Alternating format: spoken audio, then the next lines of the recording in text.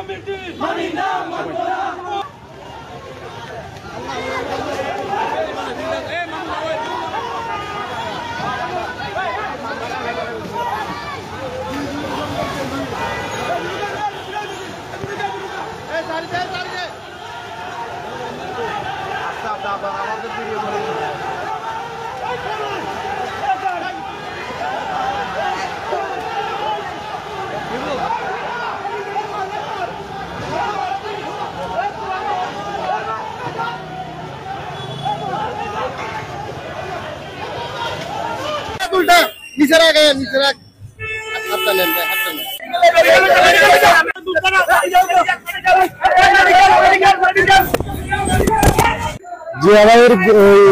মিছিলকে বাইরে দিকে অতর্কিতভাবে হামলা হয়ে কয়েকজন তারা আহত এখানে একটা প্রতিরোধ মিছিল আছে না, প্রতিরোধ মিছিলে অতর্কিতভাবে এত গ্রুপ আসে হামলা করতেছে।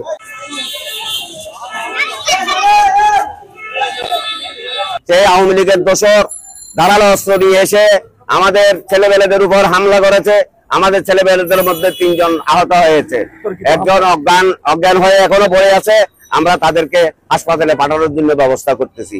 কিন্তু যে কমিটি আমাদের উপর হামলা করতে পারে সেই কমিটির বিরুদ্ধে আমরা তীব্র প্রতিবাদ জানাচ্ছি এবং সেই কমিটি বিলুপ্তি ঘোষণা করার জন্য আমরা সেই কমিটি আমরা মানি না, মানব না।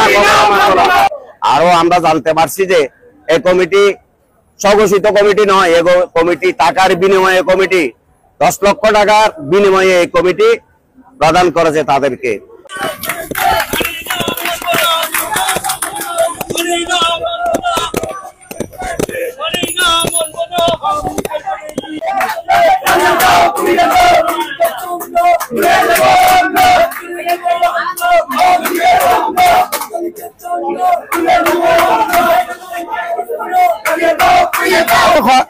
আমি ছিলাম বাসায়, আমার সমর্থক আজকে একটা মিছিল বাইর করছে, মানে আমি দল থেকে মানে মূল্যায়ন পাই নাই, সেজন্য ওইখানে ওরা নাকি মিছিল শেষ করে আসার সময় রাজু, যেটা আওয়ামী লীগের দোসর, ও আওয়ামী লীগের সবকিছু তো রিপোর্ট আছে, ও আমাদের ছেলের উপর হামলা, 2 জন ছেলে এখন মেডিকেলে আছে।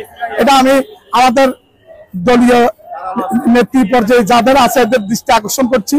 আমাদের এই কর্মীদের উপর যারা হামলা করছে এর যাতে সুষ্ঠু বিচার হয়।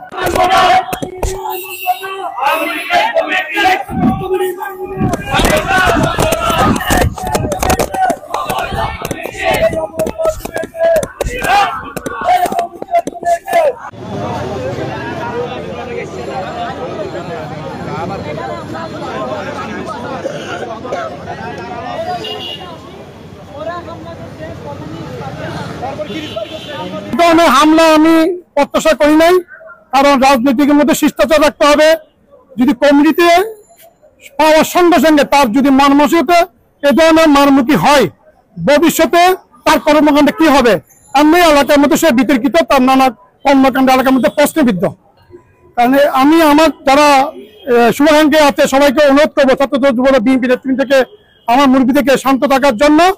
আমাদের যারা রাজনৈতিক অভিভাবক মাহমুদ চৌধুরী কাল নাটে পরশুর মধ্যে আসবেন এবং আমরা যারা নেতৃত্ব তাদের সাথে আমরা যোগাযোগ করবো।